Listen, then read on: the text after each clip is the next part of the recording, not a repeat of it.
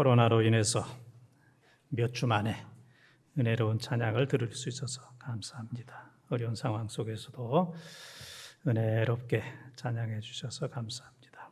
오늘 교회 창립 57주년 또 기념 예배로 드리고 있고, 또 맥주 감사주일, 첫 열매를 하나님 앞에 드리는 맥주 감사주일. 오늘날로 하면은 또 지난 6개월 동안 하나님의 은혜 가운데 잘 지낸 거 감사하고, 또 금년에 남은 6개월뿐만 아니라 우리의 남은 인생도 하나님께서 인도해 주실 줄 믿으면서 우리가 감사 예배로 드리고 있습니다. 코로나 상황 속에서도 몸된 교회를 위해서 또 평생 애쓰고 수고하시는 모든 분들의 수고를 또 너무너무 감사를 드리고, 또 오늘도 비가 오는 가운데서도 3부 예배에 참여하신 모든 성도들 가운데 하나님의 풍성한 은혜가 임하기를 주님의 이름으로 축원합니다. 우리가 인생을 살다 보면 또 기쁜 일도 있지만 또 슬픈 일은 더 많습니다. 또 간혹 성공할 때도 있지만 또 실패는 또 너무너무 많이 있습니다. 그러나 중요한 것은 어떤 상황이라도 결코 포기하지 않는 것, 일을 포기하지 않고 생명을 포기하지 않고 또 사명을 포기하지 않고 또 신앙을 포기하지 않는 것, 이것이 가장 중요한 겁니다. 우리가 사는 세상에서는 큰 사람, 또 1등을 기억합니다. 그래서 수년 전에 1등만 기억하는 더러운 세상, 이런 유행어가 있었습니다. 그러나 다 스타가 될 수도 없고 또 다 대통령이 될 수도 없습니다. 선거철을 앞두고 여야에서 대통령 되겠다고 하는 사람들이 한 20여 명 나서서 내가 대통령 되겠다, 지금 이제 그러한 상황 속에 있습니다. 박수를 받는 것도 행복하지만 박수를 쳐주면서 행복해하는 비결을 배워야 됩니다. 웃기는 것도 중요하지만 웃을 줄 아는 여유도 중요합니다. 칭찬받을 만한 일을 하는 것도 중요한 일이지만 또 칭찬해 주면서 사는 것도 너무너무 귀합니다. 저는 보통은 이제 본문 설교를 쭉 했습니다. 근데 오늘은 인물 설교, 안드레에 대한 인물을 또 설교하게 되겠고, 또 오늘은 본문 설교가 아니라 안드레에 대해서 제목 설교로 하나님의 말씀을 드리도록 하겠습니다. 하나님의 일을 하는데 베드로와 같은 큰 사람, 또 지도력 있는 사람도 필요합니다. 그러나 그런 사람은 교회에 몇 사람만 있으면 됩니다. 나머지는 베드로가 아니라 안드레처럼 맡은 자리에서 묵묵하게 기도하고 봉사하고 충성하는 안드레가 많은 교회가 건강한 교회고 또 행복한 교회입니다. 우리 모두 이 어려운 때에 하나님의 교회에서 안드레와 같이 묵묵하게 기도하고 봉사하고 충성하는 우리 귀한 성도들이 다 되어지기를 주님의 이름으로 축원합니다. 베드로의 형제 안드레 첫 번째, 안드레는 우리 1번을 우리 함께 읽겠습니다. 헬라인 몇 사람을 예수님께로 인도하였습니다. 다시 한번, 헬라인 몇 사람을 예수님께로 인도하였습니다. 요한복음 12장 20절에서 23절을 함께 읽겠습니다. 명절에 예배로 올라온 사람 중에 헬라인 몇이 있는데 그들이 갈릴리 베세다 사람 빌립에게 가서 청하여 이르되 선생이여 우리가 예수를 비옵고자 하나이다 하니 빌립이 안드레에게 가서 말하고 안드레와 빌립이 예수께 가서 여쭈니 예수께서 대답하여 이르시되 인자가 영광을 얻을 때가 왔도다. 아멘. 베드로의 형제, 동생이 안드레는 헬라인 몇 사람을 예수님께로 인도했습니다. 그 당시만 하더라도 하나님 믿는 거, 예수님 믿는 거는 그냥 유대인들에만 해당된다, 그렇게 이제 생각을 했었을 때입니다. 그런데 헬라인이 예수를 믿는다는 것도 참 귀한 일이고, 또 헬라인을 예수님께로 인도하는 것도 너무너무 귀합니다. 좀 생소하긴 하지만은, 좀 저항 세력이 있기는 하지만은 너무너무 귀한 겁니다. 사도행전 1장 8절에 성령이 너희에게 임하시며 너희가 권능을 받고 예루살렘과 온 유대와 사마리아와 땅끝까지 이르러 내 증인이 되리라 그랬습니다. 성령이 너희에게 임하시면 예루살렘과 온 유대와 사마리아, 이건 이제 이스라엘 사람들에게 해당되는 겁니다. 그리고 땅끝까지, 이것은 오늘 말씀드린 헬라인, 이방인들에게 해당되는 겁니다. 그래서 유대인도 예수를 잘 믿는 것이 필요하지만 유대인만의 예수님이 아니라 유대인 외에 헬라인, 이방인, 유대인 외의 모든 사람들에게도 다 복음은 열려져 있는 겁니다. 오늘날도 복음은 누구나 다 믿을 수 있습니다. 복음에서 제외된 사람은 한 사람도 없습니다. 특별히 우리 자신이 예수 믿는 거 너무너무 감사해야 됩니다. 인간에게 있어서 가장 중요한 일은 예수 믿고 구원받는 거, 이거보다 더 귀한 복음은 없습니다. 우리가 예수를 믿고 구원받은 거, 영혼 구원받은 거, 이거 너무너무 귀한 일. 그래서 구원받은 사람들은 이 구원의 감격을 가지고 또 다른 사람들에게 복음을 전해야 됩니다. 헬라 사람들, 이방인들, 복음을 알지 못하는 그 누구에게 찾아가서 함께 예수 믿고 구원받을 수 있도록 해주어야 됩니다. 이 본문에 나오는 안드레는 벽이나 담과 같은 사람이 아니라 다리의 역할을 했습니다. 사람들 사이에 벽을 쌓고 담을 만들어서 사람을 분리시키는 그러한 역할을 한 것이 아니라 벽이나 담을 허물고 다리를 놓을 줄 아는, 그래서 모든 사람들이 교회로, 예수님께로, 하나님께로 와서 구원받을 수 있도록 했습니다. 에베소서 2장 14절과 16절에 보게 되면은 예수님께서는 자기 육체로 십자가를 지심으로 하나님과 인간 사이의 담을 허물었고, 그리고 죄를 이기고 하나님 앞에 올 수 있도록 둘을 하나로 만드시는 그 역할을 십자가 위에서 죽으심으로 그 역할을 잘 감당하셨습니다. 오늘날 수많은 벽과 담을 예수님께서 허물고 예수님이 십자가의 다리가 되셔서 수많은 사람들을 하나님께로 인도해 주었던 것처럼 오늘날 우리 주위에 예수님을 알지 못하는 사람의 우리가 다리가 되어서 한 사람이라도 더 예수 믿게 하는 놀라운 은혜가 우리 가운데 있어야 됩니다. 마귀를 헬라어로 디아볼로스 그렇게 얘기합니다. 디아볼로스. 그래서 이 마귀의 뜻은 뭐 여러 가지가 있지만은 특별히 두 가지로 요약한다면 하나는 고소자, 고소하고 고발한다. 사람들을 비난하고 비판하고 고소하고 고발하는 이 역할을 이제 마귀가 합니다. 또 한 가지 역할은 분리시키는 역할을 합니다. 쪼개는 역할을 합니다. 그래서 이 마귀의 뜻을 보게 되면은 먼지를 분리시킨다. 조그만 먼지를 분리시킨다. 먼지를 쪼갠다. 이제 그런 뜻이 있습니다.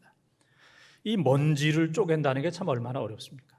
그러나 마귀는 먼지까지도 티끌까지도 쪼갤 수 있는 그런 능력이 있어요. 그러니까 마귀가 교회를 쪼개는 거, 가정을 쪼개버리는 거, 사람을 쪼개버리는 거, 관계를 쪼개버리고 정말 콩가루 집안으로 교회로 만드는 거, 이건 뭐 마귀에게 있어서는 뭐 떡 먹고 눕는 거와 같이 얼마나 쉬운 일인지 모릅니다.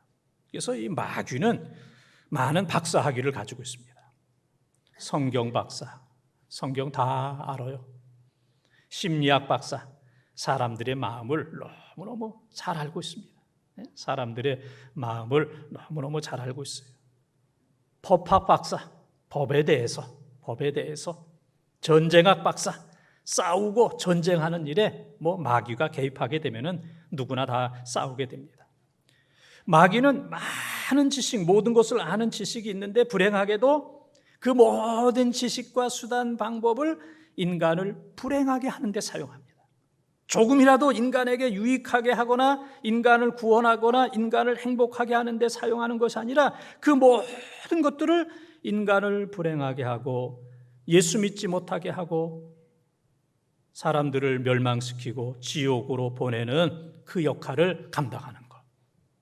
그래서 영원한 사망, 제2의 사망, 불못, 유황불 속으로 사람들을 몰아넣는데 모든 것들을 다 집중하는 것. 이것이 바로 마귀가 하는 일입니다. 인간이 마귀를 당할 수가 없습니다. 그러나 우리가 예수 믿으면 예수님께서 우리를 마귀로부터, 악의 세계로부터 우리를 반드시 건져주시는 줄 믿습니다. 그래서 우리가 예수 믿는 겁니다. 예수 믿으면 예수님께서 마귀, 사탄, 귀신을 넉넉히 이기십니다. 그로부터 우리를 건져주셔서 우리가 다 구원을 받았습니다.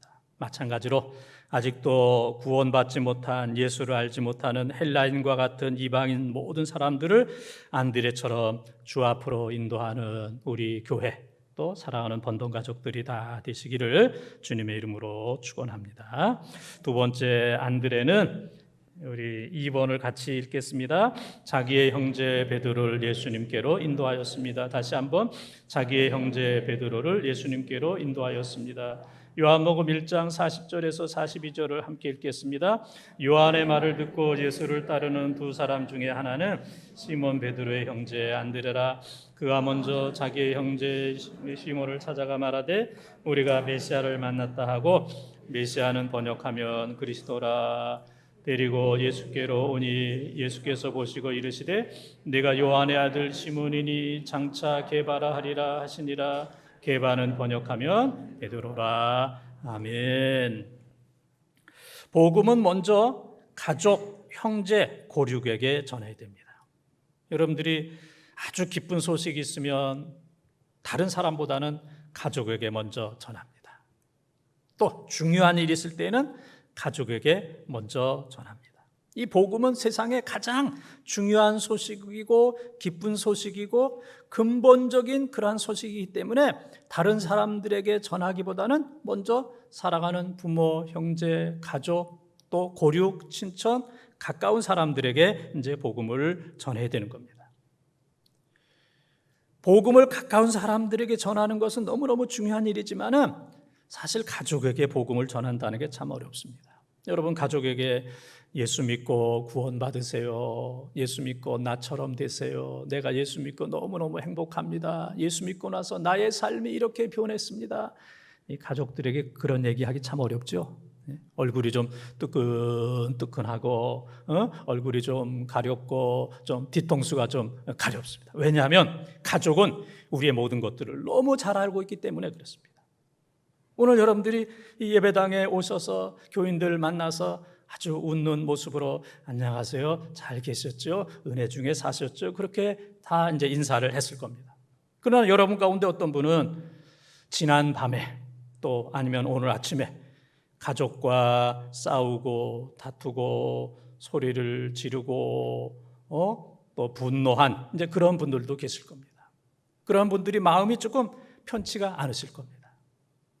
근데 우리가 아는 사람들에게 복음을 전한다는 것은 그 모든 어려움과 부끄러움까지도 무릅써야 됩니다. 내가 가장 거룩해지고 완벽한 다음에 내 가족에게 복음을 전해야 되겠다 하게 된다면 전하지 못하는 그 순간이 올 수도 있습니다. 우리가 하나님 앞에 먼저 갈 수도 있고 또 이런저런 일로 인해서 가족들이 가정을 떠나는 군대를 간다든지 또 시집을 간다든지 또 지방이라든지 외국에 가서 사는 그런 일들이 있을 수 있기 때문에 그렇습니다. 그래서 우리가 여러 가지로 부족한 건 틀림이 없습니다. 그러나 복음이라고 하는 것은 내가 전하는 것이 아니라 복음 안에 능력이 있는 겁니다. 우리가 능력이 있는 게 아니고 복음 안에 능력이 있고 영생이 있기 때문에 우리는 부족하지만은 복음을 먼저 가족들에게 전해야 돼요. 안드레가 그의 형 베드로에게 먼저 복음을 전한 것, 이것을 우리가 가족 전도, 개인 전도 혹은 관계 전도 그렇게 얘기합니다. 우리가 알지 못하는 사람들에게 전도지 만장을 뿌리면 한 사람 돌아올까 말까 합니다. 전도지 만장 뿌리면 그렇게 효과가 많지가 않습니다. 그러나 관계 전도로 가족들, 친척들, 아는 사람들에게 복음을 전하게 되면 예수 믿을 확률이 많이 있습니다. 여러분 가운데, 우리 가운데 대부분이 관계 전도를 통해서, 가족을 통해서 우리가 다 예수를 믿은 사람이지 길바닥에서 뿌리는 그 전도지 가지고 예수 믿은 사람들은 그렇게 많지가 않습니다. 그래서 힘들고 좀 어렵다 할지라도 우리의 부모, 형제, 가족, 친척, 고륙들에게 하나님의 말씀을 먼저 전해야 됩니다. 예수를 메시아로 믿는 것, 이게 믿음입니다. 예수가 메시아다. 이제 구약 성경에서 보게 되면은 왕, 제사장, 선지자에게 기름을 부었어요. 임명식을 하는 겁니다. 왕으로서, 또 제사장으로서, 선지자로서. 그래서 구약에서는 세 가지 가운데 하나만 하는 겁니다. 왕도 하면서 제사장 할 수가 없습니다. 제사장 하면서 왕을 할 수가 없습니다. 그런데 예수 그리스도는 왕이시고 제사장 가운데서도 흠없는 대제사장이시고, 그리고 그분은 완전한 선지자입니다. 그래서 예수님의 직임은 하나가 아니라 세 개예요. 그래서 예수님은 삼중 직임, 왕, 제사장, 선지자로서 삼중 직임을 받고 그는 기름 부음을 받았습니다. 그래서 메시아는 그리스도, 메시아는 기름 부음을 받았다. 예수님께서는 왕으로서, 대제사장으로서, 선지자로서 삼중 직임을 위해서 기름 부음을 받으셨어요. 그래서 예수를 메시아로 믿는 것, 이것이 바로 믿음입니다. 요한일서 5장 4절 5절에 보게 되면은 예수를 하나님의 아들로, 예수를 하나님으로 믿는 이 믿음이 세상을 이긴다 그랬습니다. 예수님을 하나님으로 혹은 하나님의 아들로 믿는 이 믿음이 세상을 이기고 죄를 이기고 마귀를 이긴다고 그랬어요. 교회 다니는 사람들 가운데서도 아이고 뭐 예수 믿으면 마음 편안하지, 예수 믿으면 뭐 예수님 참 좋은 선생이지, 예수님 뭐 그분 참 성자 가운데, 성인 가운데 한 사람이지, 그 정도 믿으면 이건 온전한 믿음이라고 얘기할 수가 없어요. 예수님은 나의 메시아다, 나의 왕이시고 나의 제사장이시고 나의 선지자다, 나를 위해서 구원하신 분이다, 기름 부음을 받으신 분이다. 예수를 하나님으로, 하나님의 아들로 믿는 이 믿음을 가질 때 우리는 마귀와 사탄을 넉넉히 이길 수가 있습니다. 친구 두 사람이 사막길을 오래 걷다 보니까 싸우게 됐어요. 코로나가 계속되다 보니까 다툼이 많아지잖아요. 너무너무 힘드니까 뭐 말 한마디에도 기분이 나쁘고 다투는 이런 경우들이 이제 종종 있는데, 두 사람이 사막길을 가면서 다투게 되었어요. 그래서 한 사람이 자기 친구를 그냥 뺨, 우리말로 하면 뺨때기를 수없이 때렸습니다. 그냥 얼굴을 그냥 빨갈 정도로 때렸어요. 그랬더니 맞은 사람이 모래 위에다가 이제 글을 썼습니다. 오늘 나의 가장 친한 친구가 뺨을 때렸다. 모래 위에 썼어요. 그리고 이제 길을 가다 보니까 또 친해졌어요. 그런데 아주 깊은 개울을 만나게 되었어. 그래서 물도 마시고 세수도 하고 또 목욕도 하고 수영도 하다가 이 뺨을 맞은 사람이 그냥 물에 빠졌어요. 허우적허우적 거리는데 그 친구가 그를 건져 주었어요. 그래서 그가 이번에는 돌멩이에다가 글을 쓰는 거예요. 돌멩이에다가 글을 씁니다. 오늘 나의 가장 친한 친구가 내 생명을 구해 주었다. 그렇게 썼습니다. 그래서 이 친구가 야, 아까 너 나한테는 맞았을 때에는 모래 위에 쓰더니 내가 너를 물속에서 건져주니까 왜 돌멩이 바위 위에 글을 쓰느냐. 그랬더니 맞은 친구가 얘기하기를 바람이 불면 모래 위에 쓰여진 글이 없어질 수 있다. 그러나 바람이 아무리 불어도 돌멩이와 바위 위에 쓴 글은 영원히 없어지지 않는다. 지워지지 않는다. 내가 너로부터 받은 상처는 쉽게 지워지길 원한다. 그러나 내가 너로부터 받은 이 은혜, 물속에서 건짐받은 이 은혜는 내가 영원히 기억하기를 원한다. 이제 그런 얘기를 했다고 합니다. 사실 우리도 그렇게 살아야 되는데 반대로 사는 경우가 많이 있잖아요. 우리가 은혜 받은 거 참 너무너무 많이 있는데 그 받은 은혜를 다 잊어버리는 경우들이 많이 있잖아요. 또 여러분들이 우리 교회 생활하면서 교회에서 떡 많이 먹었어요? 안 먹었어요? 떡 많이 먹었는데 그거 다 잊어버렸잖아요. 우리 교회가 세계에서 뭘 제일 잘하느냐면 떡을 제일 잘합니다. 떡 많이 얻어먹은 거 이거 다 잊어버려요. 그러나 누구로부터 이 상처받은 거, 그것은 30년 전에 받은 거, 20년 전에 받은 상처, 10년 전에 받은 상처를 우리 마음에 바위에 기록을 하듯이 그것은 안 잊어버려요. 은혜 받고 사랑받고 수없이 떡을 먹은 것은 다 잊어버렸는데, 그것은 모래 위에 써가지고 다 잊어버렸는데, 다른 사람들로부터 받은 상처는 하나도 지워지지도 않고 잊어버리지 않고 우리 가슴 속에 그대로 있는 경우들이 얼마나 많이 있습니까? 이 세상에서 가장 벗어나기 어려운 것은 근심이다.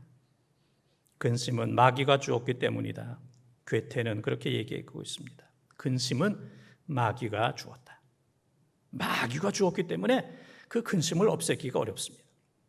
그러나 그 근심을 이기는 것은 예수님에 대한 믿음, 너희는 마음에 근심하지 말라. 하나님을 믿으니 또 나를 믿으라.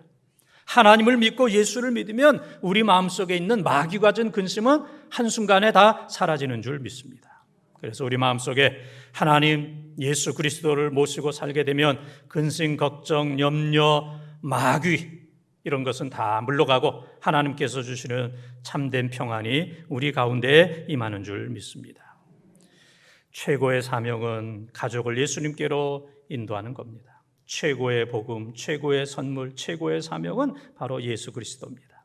우리가 우리 마음에 예수 그리스도를 영접하고 우리 가정에 예수 그리스도를 영접하고 아직도 예수 그리스도를 믿지 않는 우리 가족들이 있다면 다시 한번 복음을 전하고, 이 코로나 상황으로 인해서 피치 못하게 교회에 나오지 못하고 예수 그리스도를 멀리 떠난 신앙을 잃어버린, 경건을 잃어버린 그러한 가족들이 있다면 최고의 선물, 최고의 사명, 그들이 다시 한번 복음으로 충만하고 하나님으로 충만하고 하나님 앞에 올 수 있도록 안드레와 같은 마음으로 형 베드로에게 복음을 전해서 온 가족들이 더불어 하나님을 잘 섬기는 은혜가 우리 가운데 풍성하기를 주님의 이름으로 축원합니다.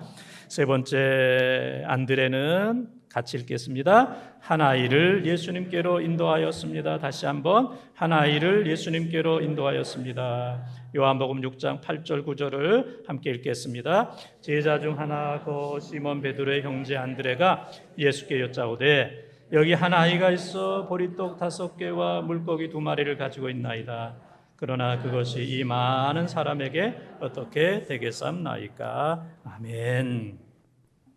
지금 이 벳세다 광야에는 남자 장정만 5,000명, 그러니까 어린아이와 또 여자들을 합하면 한 2만 명 정도 되는 큰 군중이 있었습니다. 근데 그들은 지금 해가 넘어간 이 저녁에 하루 종일 쫄쫄 굶은 그런 사람입니다. 근데 이것은 빈들이고 떡도 없고 그 많은 사람들에게 떡을 조금씩 주려면 200데나리온에 해당되는 어마어마한 돈이 있어야 되는데 제자들은 돈도 가지고 있지 않았습니다. 이러한 상황 속에서 예수님의 제자 안드레가 한 소년을 데리고 왔어요. 그 소년은 자기가 먹으려고 싸온 도시락, 보리떡 5개, 물고기 2마리, 오병 2호. 그것도 뭐 하루 종일 그냥 가지고 다니고 깔고 앉고 그거 가지고 눕고 그래가지고 보리떡도 그냥 다 부서지고 물고기도 다 부서진, 뭐 물고기도 피레미오와 같은 붕어와 같은 아주 보리떡과 물고기는 그 당시 아주 어려운 사람들이 먹는 그러한 밥이었습니다. 식사였습니다. 그것을 안드레가 한 소년을 예수님께 소개했습니다. 이 2만 명 되는 이런 상황 속에서 조그만 도시락 하나를 예수님께 갖다 드린다는 것은 이 안드레의 모습을 보게 되면은 비수학적이고 비논리적이고 비계산적이고 비상황적인, 정말 상황에 맞지 않는 뚱딴지 같은 그 많은 사람들이 바라볼 때, 아니 저 안드레 왜 저래? 저렇게 판단력이 없나? 저 정도로 저 사람이 정신이 없나? 2만 명 되는, 지금은 저녁 때라 모든 사람들이 굶주린 이런 상황 속에서 저 보리떡 5개, 물고기 2마리 다 부서진 것, 저게 무슨 도움이 되겠는가? 왜 저래? 요즘 사람들이 그런 얘기 많이 하잖아요. 왜 저래? 왜 그러는 거야? 왜 저래? 그런 이제 상황이었을 겁니다. 그런데 안드레는 그것을 예수님께 갖다 드렸어요. 그랬더니 가장 적은 것을 받으신 예수님께서는 가장 크게 받으셨고 감동적으로 받으셨고 그 작은 도시락을 하늘을 우러러 축사했다. 감사의 기도를 드렸습니다. 그리고 예수님이 먼저 먹거나 제자들이 먼저 먹은 것이 아니고 그것을 앉아있는 군중들에게 나눠주라. 그래서 12제자들이 다 나눠주고도 또 부스러기를 거둔 것이 12바구니가 되었습니다. 이것이 바로 오병이어의 놀라운 기적입니다. 가장 작은 것도 예수님 손에 쥐어지게 되면 가장 큰 것이 되는 줄 믿습니다. 우리의 시간이 주님 손에 쥐어지게 되면 시간이 영원히 되는 겁니다. 영원히 되는 거예요. 우리는 이 현세적인 사람들이지만은 이 현세를 하나님 앞에 드리게 되면은 하나님 나라에서 영원히 사는 그 큰 은혜를 우리가 받게 되는 겁니다. 예수님의 손, 이것은 축복의 손이고 예수님의 손, 이것은 기적의 손입니다. 예수님 손이 닿을 때 교회가 변화되고 우리 한 사람 한 사람이 변화되는 줄 믿습니다. 장기적인 코로나로 인해서 코로나 블루, 우울증을 넘어서 코로나 레드, 분노. 그래서 말 한마디에 분노하는, 싸우는, 살인하는, 방화하는 이런 일들이 너무너무 많이 있습니다. 그래서 말 한마디에 싸우기도 하고 말 한마디에 위로와 격려가 되는 그런 경우들도 많이 있습니다. 그래서 내가 다른 사람들에게 축복하면 그 축복이 나에게로 돌아옵니다. 어렵다고 해서 다른 사람들을 저주하게 되면 저주가 나에게로 돌아옵니다. 시편 109편 17절 18절에 보게 되면은 내가 남을 저주했더니 저주가 그 사람에게 임하기 전에 내게 들어왔다. 내 몸속에 내 뼛속에 들어왔다. 그랬습니다. 그래서 저주하는 것은 자기를 저주하는 겁니다. 축복하는 것은 자기 자신을 축복하는 겁니다. 그래서 이 어려운 때에 누구를 향하여 욕을 하거나 저주하는 삶이 아니라 어렵고 힘들어도 격려하고 칭찬하고 축복하는 삶을 살게 되면 내가 격려를 받고 내가 칭찬을 받고 내가 하나님의 축복을 받는 줄 믿습니다. 여러분들이 너무 조용하게 설교를 잘 듣기 때문에 사진 한 장을 보여드리겠습니다. 누구예요? 방탄소년단. 어떤 사람은 아주 방탕소년단으로 아주 그놈들 나쁜 놈이야, 방탕한 놈들이야, 그렇게 생각하는 분도 계시잖아요. 방탄소년단, BTS. 내가 요즘에 보면 이 사람들이 애국자예요. 뭐 여기저기 뭐 다 하는 거 현치 않은데 이 BTS 7명 또 7명을 조절하는 방시혁 씨, 이런 사람들 보면 대단한 사람이다. 세계에서 노래를 제일 잘하잖아요. 계속해서 지금 1등하고 있잖아요. 용천로의 체육대회에 나가서 3등하기도 어려운데, 그래도 감사한 거는 작년하고 금년하고 체육대회 안 하는 것도 감사해요. 이거 안 나갈 수도 없고 나가면 또 떨어지고 그러는 판에 참 코로나로 인해서 참 감사한 것도 있다.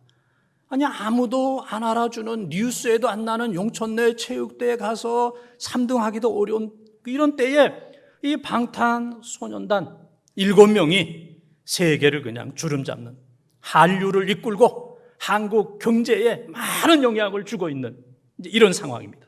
그 7명 가운데 이 박지민이라는 이 사진이 있어요. 잘생겼습니까? 박지민이. 그런데 제가 며칠 전 뉴스를 보니까 영국의 한 사람이 자기가 박지민 얼굴을 하고 싶어가지고 성형수술을 18번을 했어요. 2억 이상을 들여서 이 박지민과 같은, 여러분들이 인터넷 찾아보면 걔도 많이 비슷해졌어요. 보니까 18번 수술해가지고 이제 인터넷 찾아보면은 거기에 이제 모든 게 다 나오게 됩니다. 요즘에는 설교하는 모든 자료도 교인들이 그때 다 찾아봐요.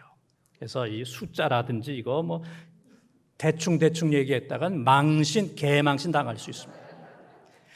18번 박지민이 그를 담기 위해서 성형수술을 했는데 똑같지는 않지만 많이 비슷해졌어요. 제가 그 기사를 보면서 마음에 큰 찔림이 왔습니다. 별거 아닌 방탄소년 박지민을 담기 위해서 영국의 한 사람이 18번 2억 이상을 들여서 그 어려운 수술을 했는데 우리의 스승 되시고 구원자 되시고 메시아 되시는 예수님을 닮기 위해서 우리는 과연 얼마나 노력했는가? 18번의 성형수술을 하고 2억 이상의 그 값을 지불하면서 박지민을 닮겠다고 노력하는 그런 사람들도 있는 상황인데, 우리는 평생 예수 믿고 예수님 때문에 살고 예수님 때문에 구원받고 예수님밖에 없다라고 입으로는 그렇게 찬양하고 얘기하면서 예수님을 닮기 위해서 이 18번 성형수술을 한 그 사람만큼 우리가 노력을 했겠는가? 예수님을 닮기 위해서 18번 성형수술한 그 사람만큼 우리 한국교회와 우리 교회와 우리 모든 성도들이 노력을 했다면 교회가 분명히 달라졌을 것이고 우리 성도들이 분명히 달라졌을 것이라 하는 이제 그런 생각을 하게 되었습니다. 안드레의 자리는 다 비어 있습니다. 섬겨야 되는 그런 자리는 다 비어 있습니다. 그래서 누구나 다 베드로는 될 수 없지만 누구나 다 안드레는 될 수가 있습니다. 안드레가 되려고 하는 사람이 없습니다. 그 자리가 다 비어 있기 때문에 누구든지 내가 안드레처럼 주님을 섬기겠습니다 하면 그 자리는 다 비어 있습니다. 얼마든지 우리는 이 시대의 안드레로 살아갈 수 있습니다. 사랑하는 번동가족 여러분, 안드레는 베드로의 형제입니다. 또 야고보와 요한이 형제입니다. 이 4명 가운데 베드로, 야고보, 요한은 예수님의 선두 그룹에 소속되어 있습니다. 예수님께서 중요한 일을 할 때에는 이 3사람만 데려갔어요. 안드레만 소외됐습니다. 그러나 안드레는 3사람을 시기하거나 질투하거나 섭섭하게 생각해 본 적이 없습니다. 작고 부드러운 섬김의 리더십을 실천했습니다. 각 가정에 어머님의 서벤트십, 섬기는 리더십이 없다면 각 가족은 쓰레기장이 되었을 겁니다. 냄새나는 도저히 살 수 없는 쓰레기장이 되었을 겁니다. 어머님의 섬기는 리더십이 있기 때문에 오늘의 가정이 될 수 있었던 것처럼 오늘의 교회에 모두가 다 베드로만 되겠다고 생각하고 안드레와 같은 섬기는 어머니와 같은 작은 일을 귀하게 여기는 어떤 상황 속에서도 시기하고 질투하지 아니하는 안드레가 없다면 교회가 될 수 없고 성도가 될 수가 없습니다. 57년 동안 하나님의 은혜 가운데 우리 교회가 여기까지 왔는데 우리 모두 이 시대에 안드레처럼 조용하게 종과 같은 마음으로 어머니와 같은 마음으로 몸된 교회 잘 섬겨서 교회가 교회되고 칭찬받는 교회되고 또 여러분들을 통해서 여러분의 가정이 잘 되는 풍성한 은혜가 넘치기를 주님의 이름으로 축원합니다.